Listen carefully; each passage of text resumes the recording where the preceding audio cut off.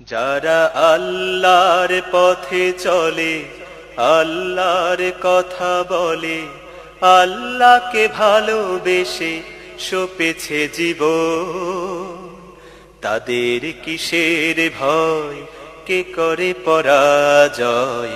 শহীদি তামান্নাতে নাচে তার মন। যারা আল্লাহর পথে চলে, আল্লাহর কথা বলে, আল্লাহকে ভালোবেসে সপেছে জীবন, তাদের কিসের ভয়, কে করে পরাজয়? শহীদি তামান্নাতে নাচে তার মন।